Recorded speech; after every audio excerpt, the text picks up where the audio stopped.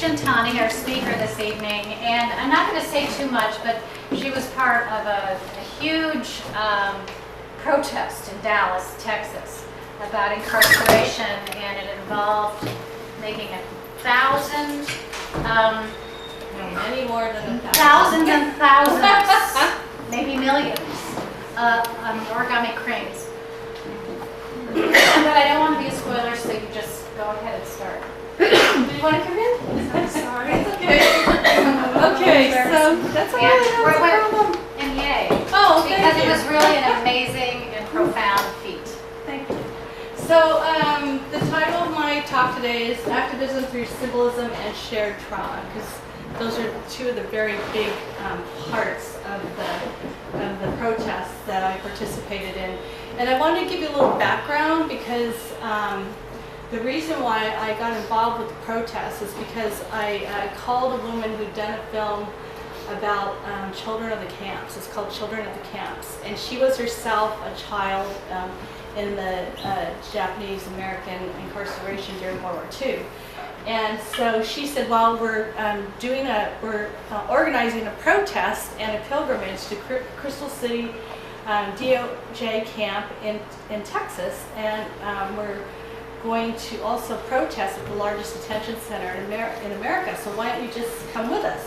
And so one of the reasons why I contacted her is because I was collecting stories of children that were incarcerated in different situations. So can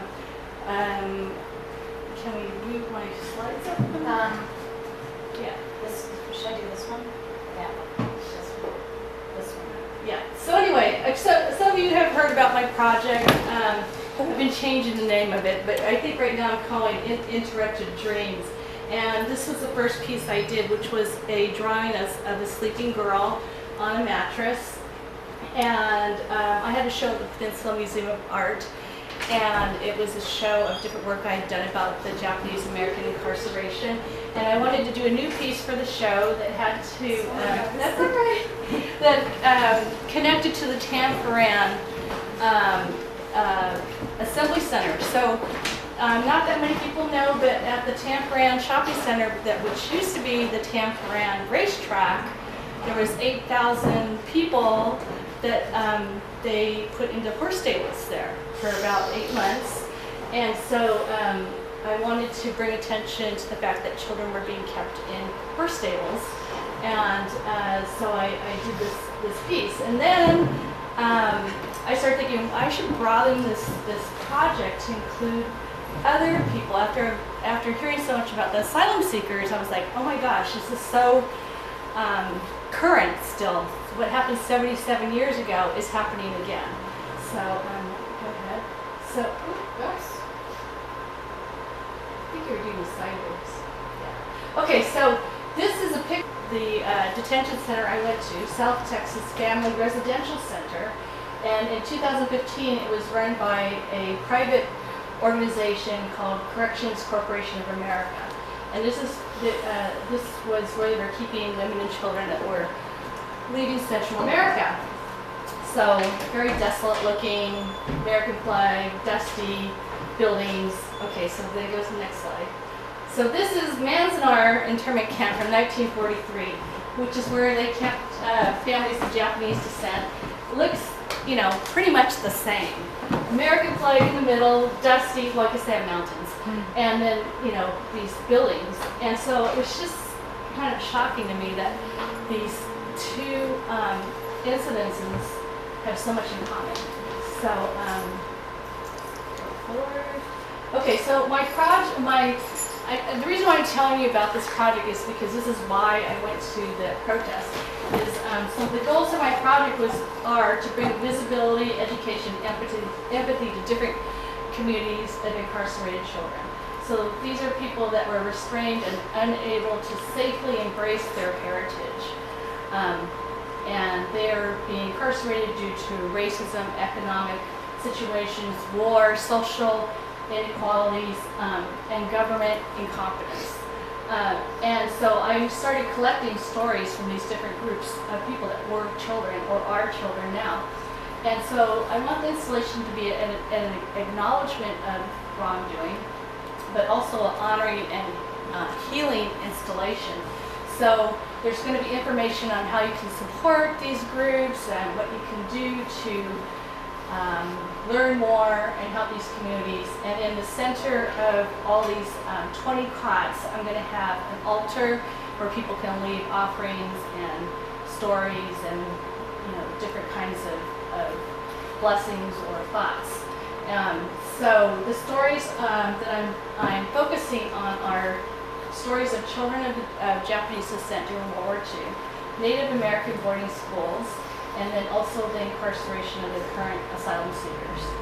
And a big question for me is how do these experiences affect our future generations and our country? So the similarities I'm seeing about these different incarcerations are, primary reason is discrimination due to ancestry or race, imprisonment and separation from the general population. They're trying to separate these people from,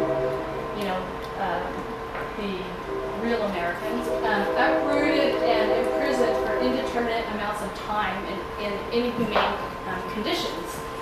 People don't know when they're going to leave, they don't know how long they're going to be there. And then there's also the loss of culture, language, heritage, and family nurturing that happens to these children that are in these camps. And there's a long-lasting intergenerational trauma that occurs. I know because my father was in the camp and we still are experiencing that.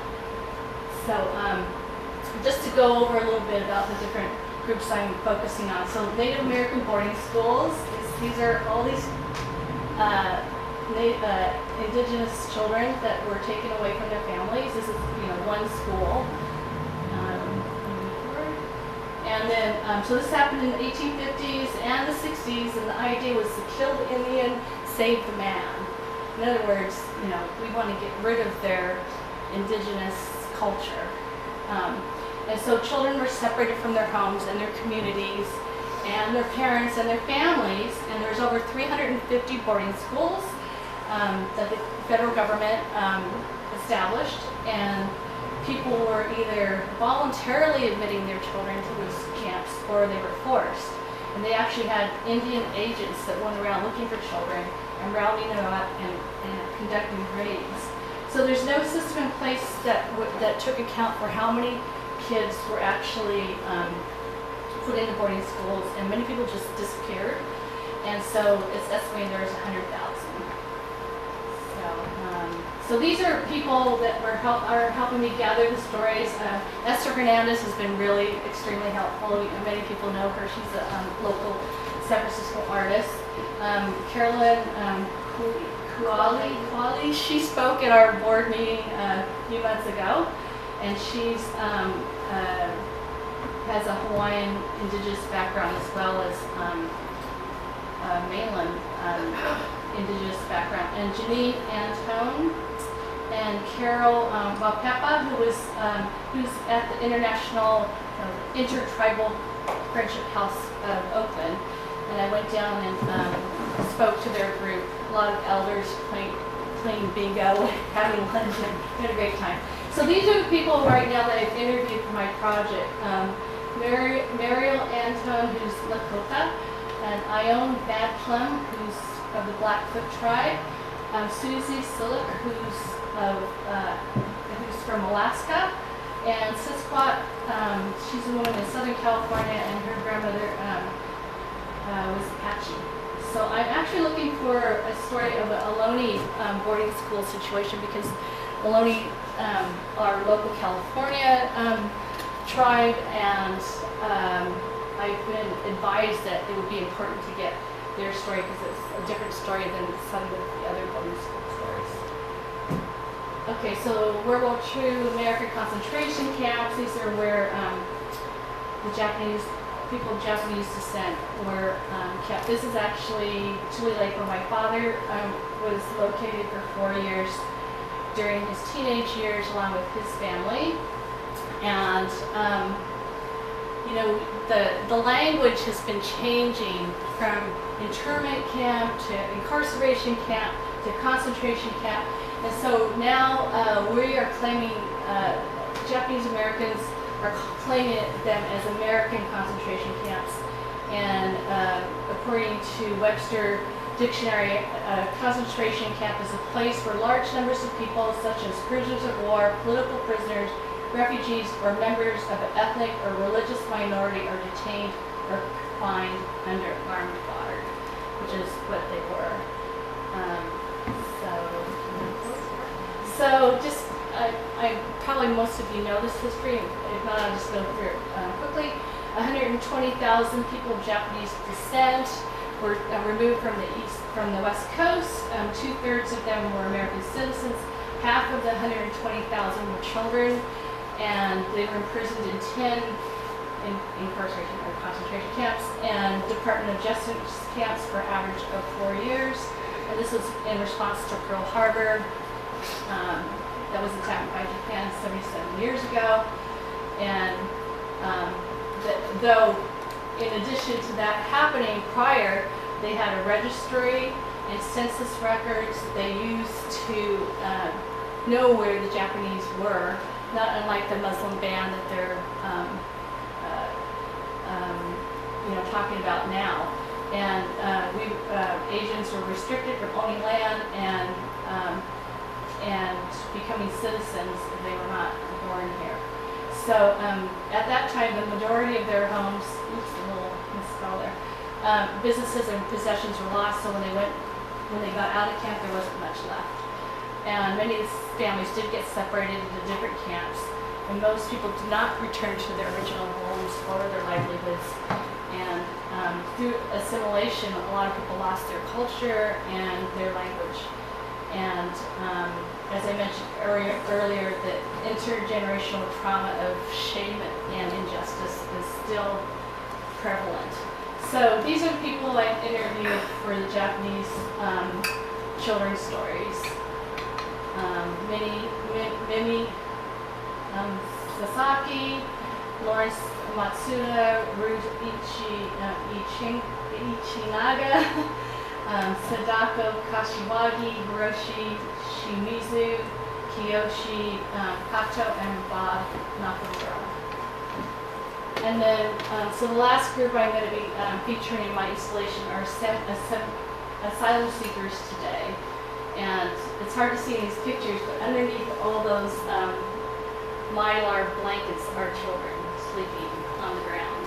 So it's really appalling, actually, what their situation is. So I really think of these camps are today's American concentration camps. And these asylum seekers are mostly from Central America that are living there due to violence and terrorism in their countries. There's about 3,000 children that have been separated from their families. Many are still not united by the U.S. government. They are held in insufficient housing. They're sleeping on the floors. They actually put them in what they call the dog cages. They have ice rooms. They have freezing rooms that just have cement floors. Some people are not even in buildings. They're under bridges, outside. And there's a lack of medical treatment and food. And there's been 6 deaths of children since in this, I think this year. And right now, Trump is proposing cutting funding for schooling, recreation, and legal aid at detention centers that hold minors. So I just looked this up. Federal government data is these are the states that have large detention centers. Texas has detention centers for almost 16,000 people. California 6,500. Arizona about 4,000. Georgia, 3,700, Louisiana, 3,143. So, it's just, I had no idea that they were spread out like that, and there was that number of people. Okay, so, I'm working with Belinda Arriaga. She's in Half Moon Bay, and she is part of the Bay Area Border Relief Program, and she's been really helpful because she's actually helped some of the Honduras children leave detention centers, and some of them are living in Half Moon Bay.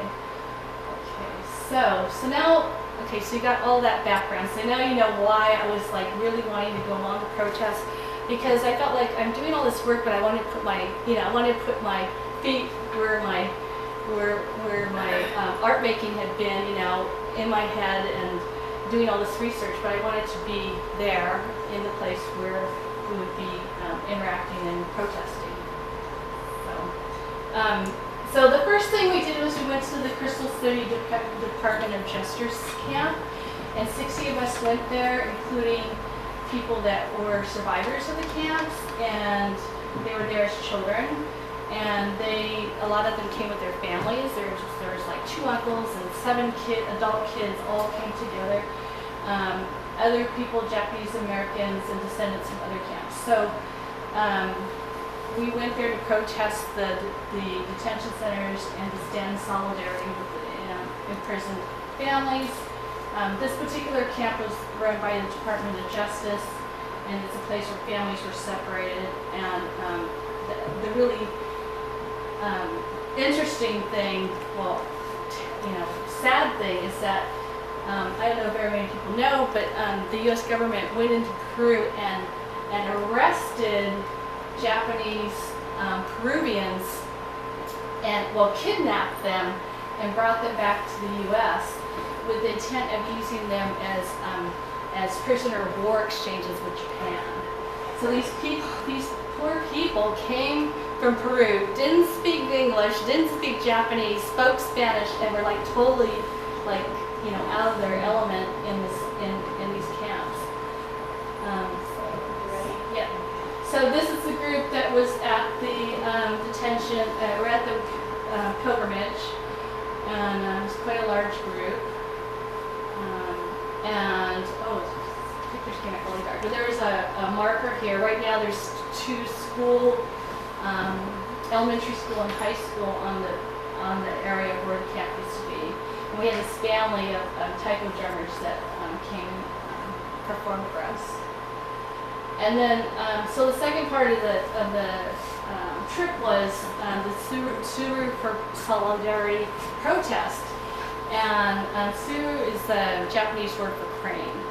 And so the idea was to give voice and visibility to the outrage that Japanese Americans and Japanese Latin Americans felt for what's happening currently to the asylum seekers. So the crane has a lot of background. One of them is that Sadako Sasaki, who got leukemia when she was living in Hiroshima when it got bombed, and during the time she was sick, she was trying to fold 1,000 cranes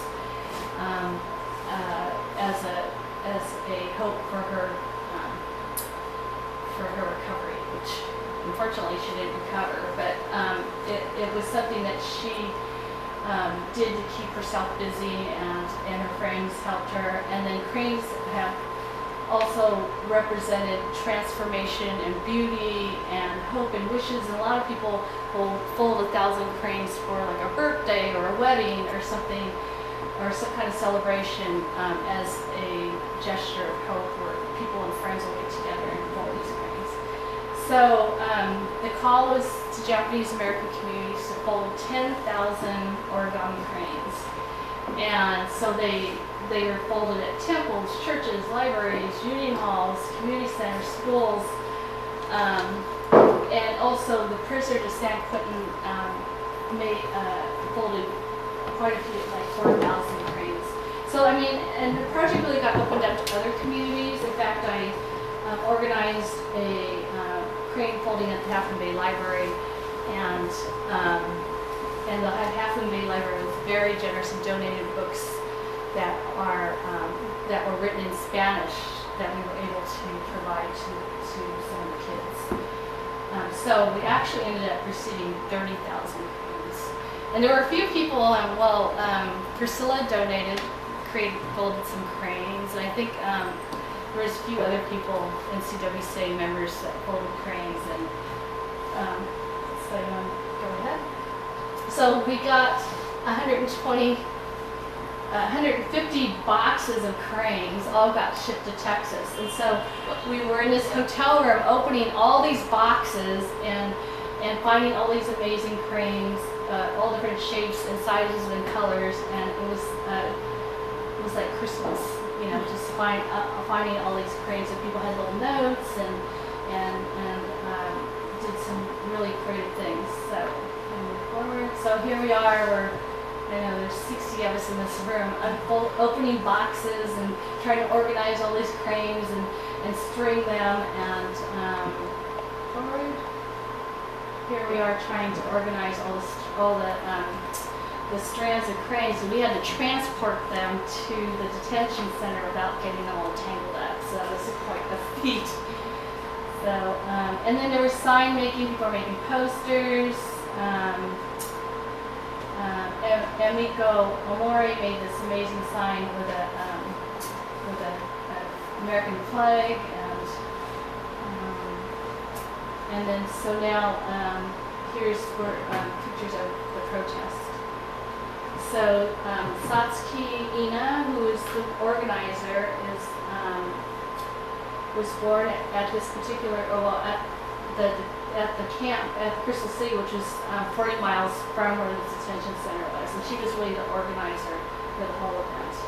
She's a psychotherapist and just an amazing person. So here's the cranes we put up. Some people brought these signs with these drawings of children that they had that were very touching to people. And then there was a lot of other signs that were made. Some more. Oh, then I have a video. Let's see, can you just click on the videos? Oh, there it goes. Okay. And then if you can go, can you go full size? Okay, now where's things that has been ignored, or perhaps people were unwilling to speak, is the psychological ramifications of a brooding of us, and what that did to our psyches, and how it's affected us afterward, that intergenerational trauma. And now we're seeing it visited upon yet other communities. May this spirit virtue be shared equally with all beings.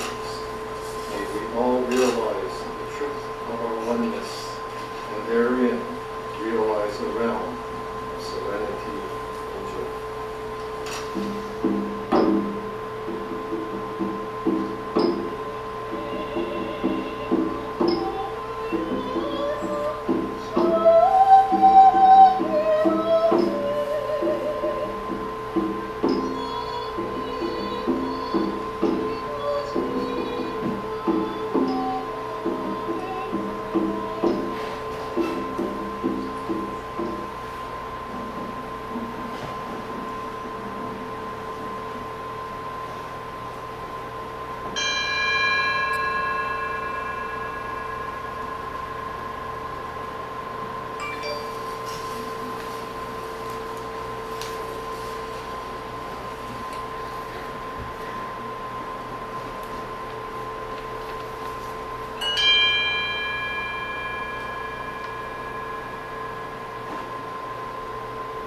Right now, we are going to signal to the families and to the world that we are here to fight for you.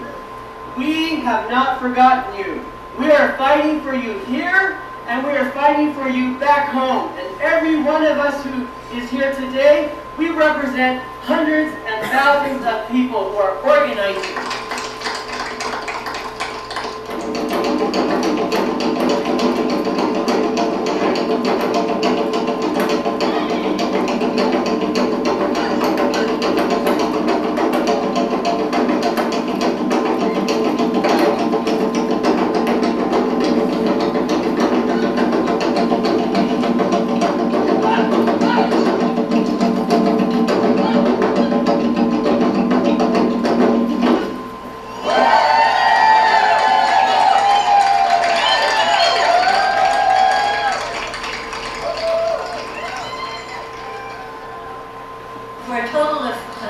4.5 years my family was incarcerated.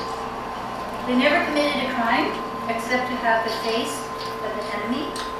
And at that time, if you had 1/16 Japanese blood, whether you were an infant in an orphanage or a child in a foster care home, you were removed from the West Coast.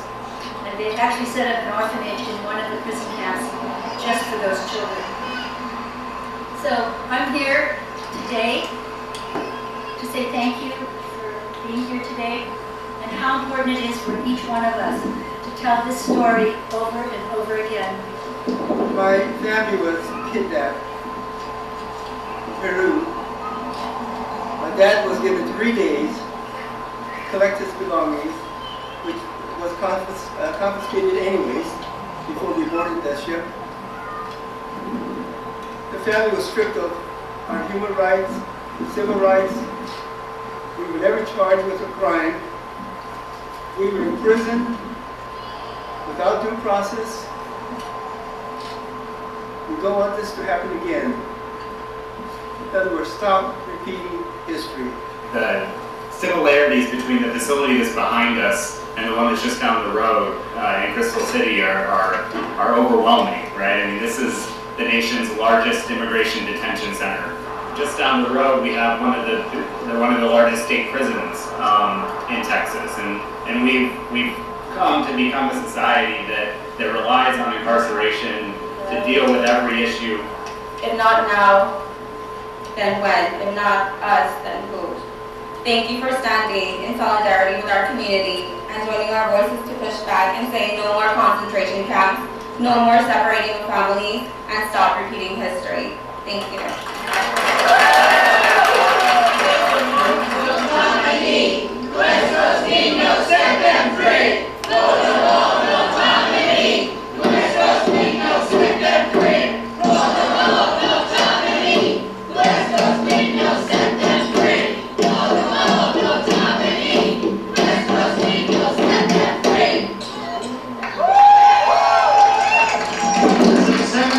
Who are in prison live life and part of our family's legacy, but also just as people who believe in the rights of orderly rights and who believe in justice and liberty for all.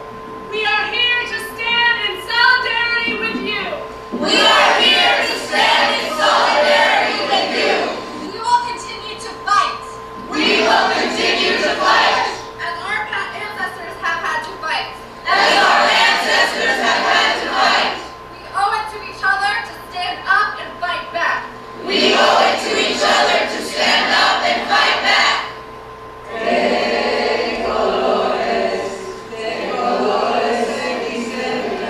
That was a really hard song to sing.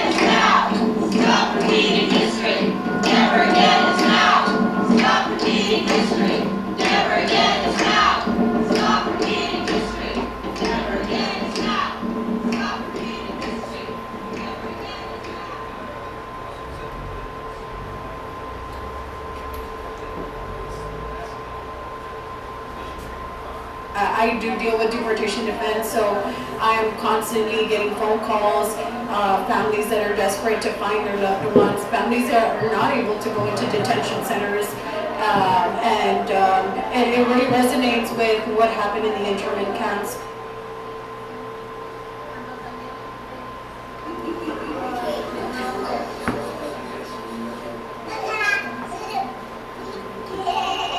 I think first of all is for them to know that they're not alone. that there's people who understands them in this country. I hope that bringing these two groups together will make a big community that works for the same goal, that touched a huge... Family and I were in prison, and when we left, all we were given was a train ticket and $25. I want to tell you, there's hope after you leave, because we had hope and we flourished. I'm a DACA recipient. I'm undocumented. I consider myself undocumented because DACA is just relief from deportation. It doesn't mean anything. All it allows me to do is work. And I think that we all are here because this is something that impacts all of us. So yes, there are several cases. It's happening here. People are getting detained. SB4 has been such a negative impact here in our community. BP, ICE working with local law enforcement, and it's family separation is happening inside the U.S. and nobody talks about it, but it's not just what's happening in the border. Internally, we are seeing families being separated. Agradecidas por el apoyo a nosotros. Vemos como inmigrantes sufrimos bastante en el camino y estamos muy agradecidos por el apoyo. Her name is Veronica. She wants to thank you again for all the work that you're doing. She's very thankful. She is here as an immigrant, and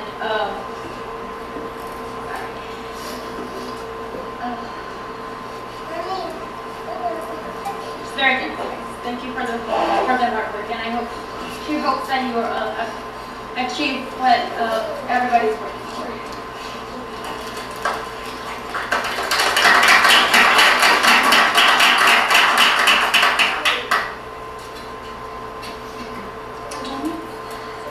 I just want to say one last thing is I want to honor the mothers that have carried their children on their backs, some breastfeeding, some with both arms filled with children as they crossed the country through Mexico and came to the border with their hands out asking for asylum, and then they've been brutally treated. And I think of the courage of my own mother taking care of us while we were separated from my father, and want you to know that we care and that we're not going to forget what you're going through, and we'll do what we can to help. My mother and family were in the concentration camps, and I'm here today because we want to understand how we can support you. We have not forgotten you. We are fighting for you. And now that we understand who you are, we will fight harder. And we will bring more people to help. So many times we don't have enough exposure to other people's stories to relate to them. And this is one of the first steps that we can take to understanding other people and finding bridges so that we can build them and we can walk over them. So they're going across to Mexico right now. This is the international walkway in Laredo.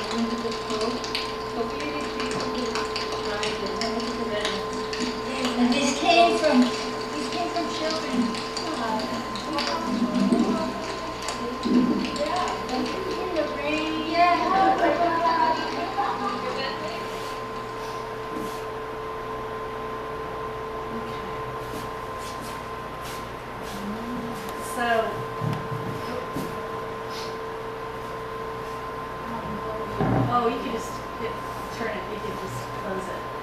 Okay, so I have a couple more slides. Okay, okay, I'm just gonna do it. Okay, I'm gonna go fast.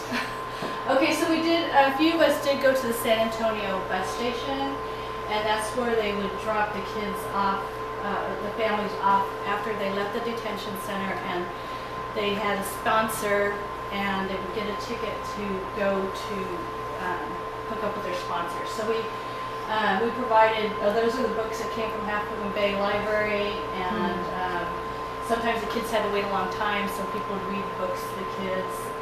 And the mother said that was the first books they'd seen in months. They hadn't had any books. And we provided sandwiches, and then, oh, can you go one forward? Forward? Yeah, oh, back. Yeah, back. Okay, so then we also provided some backpacks, and they bought snacks and things to put into the backpack. So every child, or every family got a backpack. And then,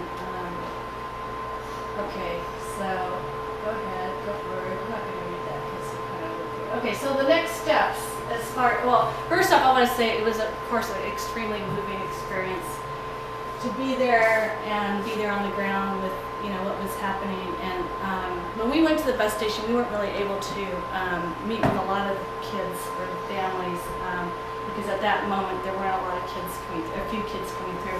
But they had a separate, in San Antonio, it was very supportive of the refugees and asylum seekers, and they made a separate room so that they could go wait in there and not have to wait in the bus station. And that we did get to go in there and see the families and the kids,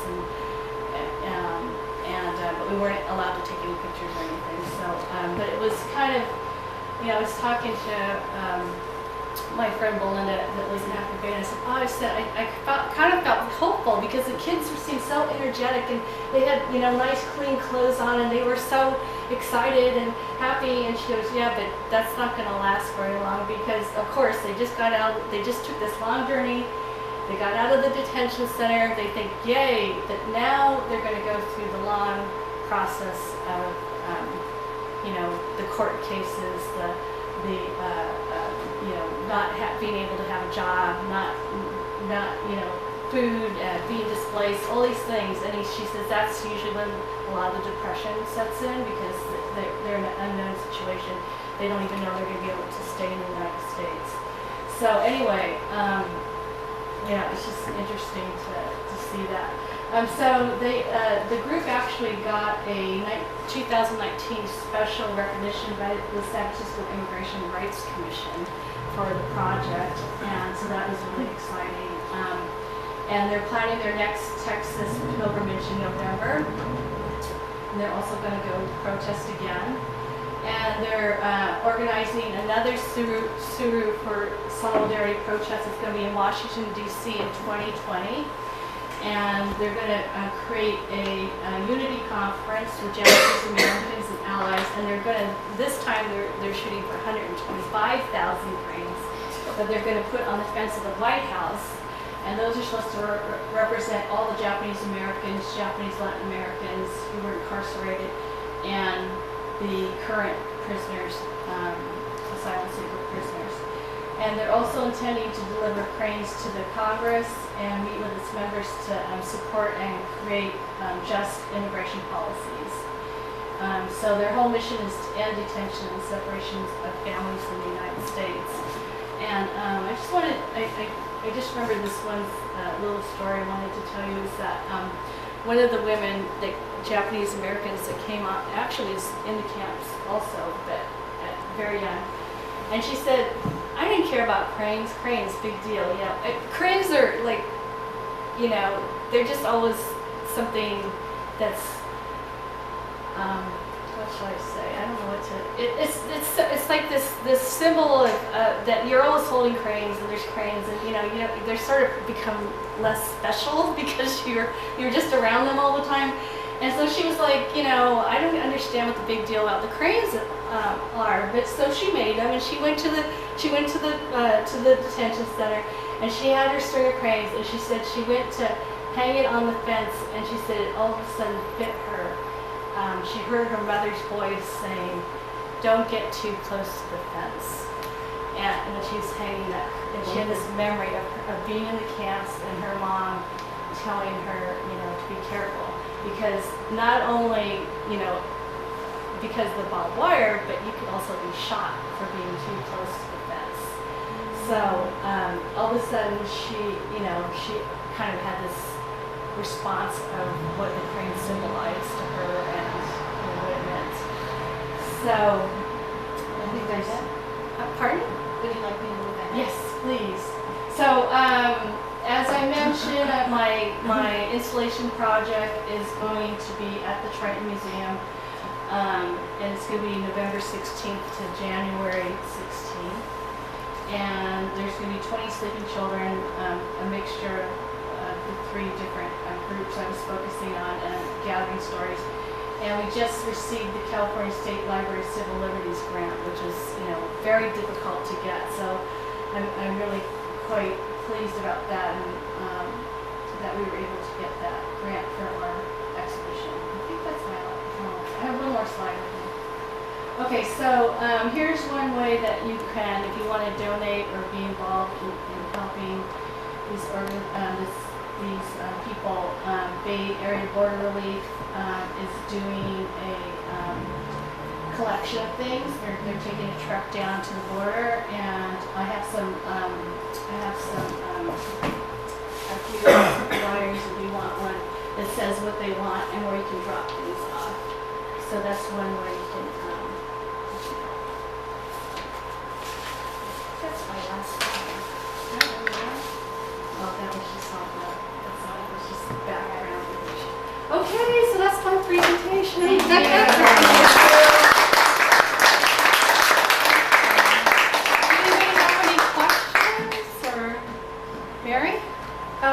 Are you going to need any help folding cranes for that 120,000? Probably, yes. I was going to suggest that there are those of us probably in the group who would be very happy to help out. Oh. Could you maybe just send out a mailing through the NCWCA? Yes. Another idea, sort of, same thing. I was just thinking that October is blank for an activity. We could do that.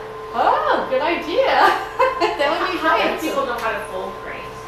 The We have reason it's not as easy as I tried to train some people. I know. I was training. Is it possible? I was training kids to fold cranes, and theirs came out very wonky, but they were still cute, and I included them in the Because I process. trained Sandra Schwetman and her husband Patrick.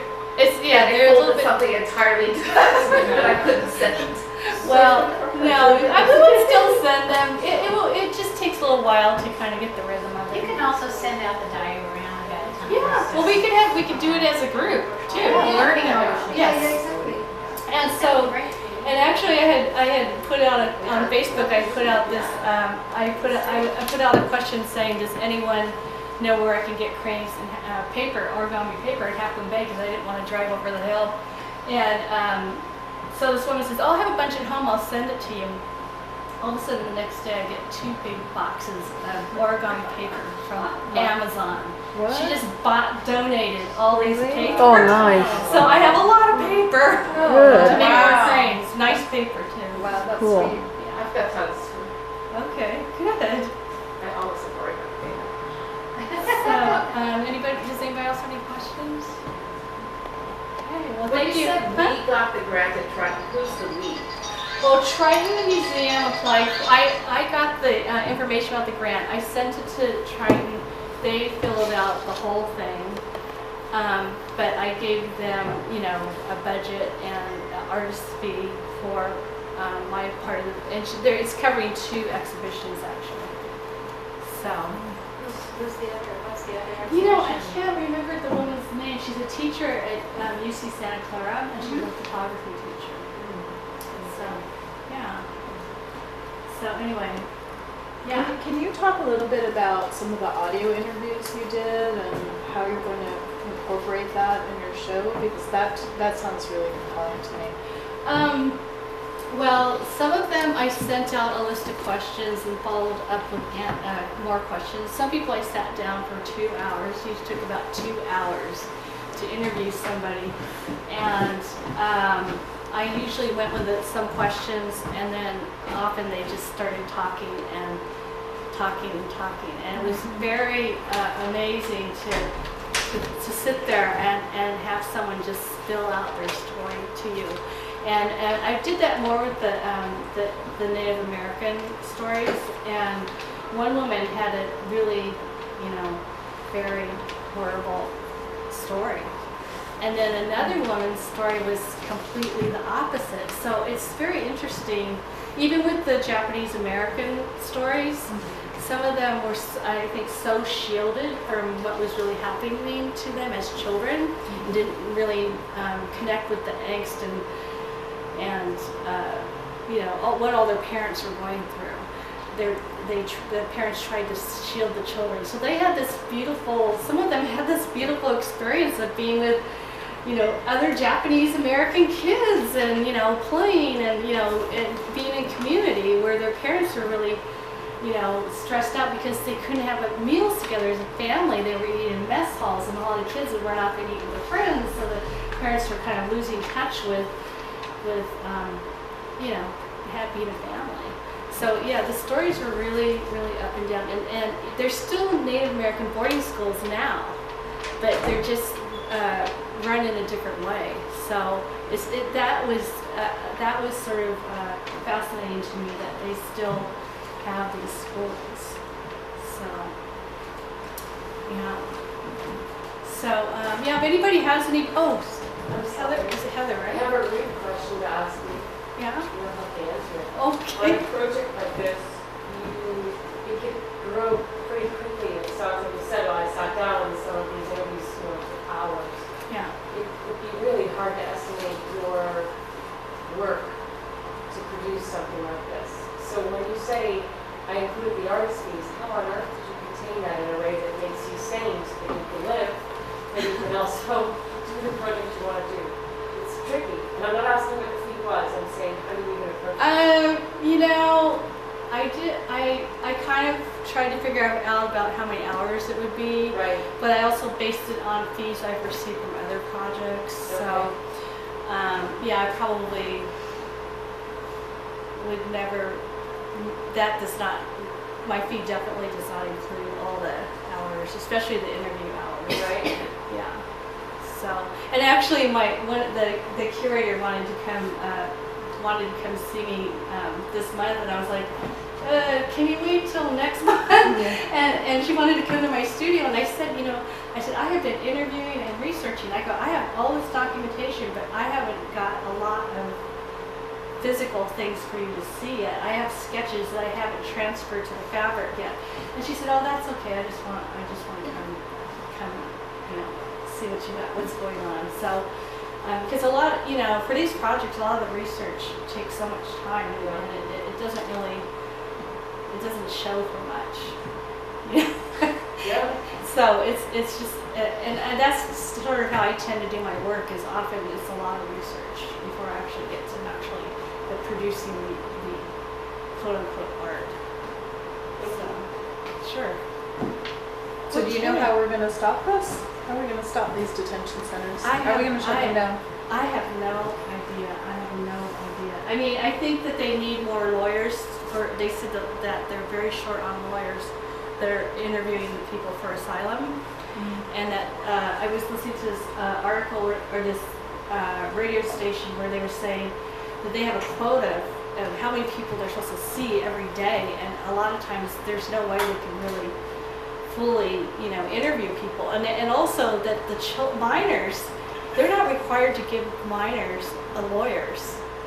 And a lot of the times those kids do not really know what's going on, and so they're at a real disadvantage when they go into court.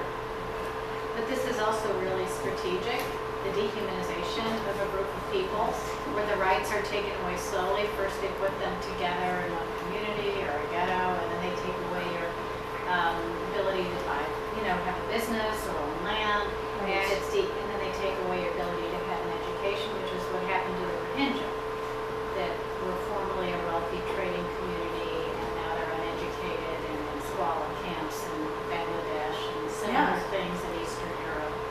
And so it's just beyond like what we can lawyers use to dehumanize whole communities.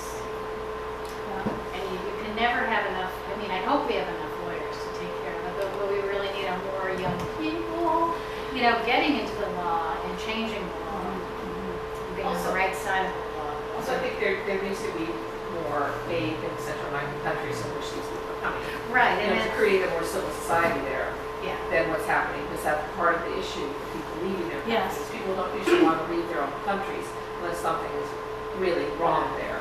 Yeah.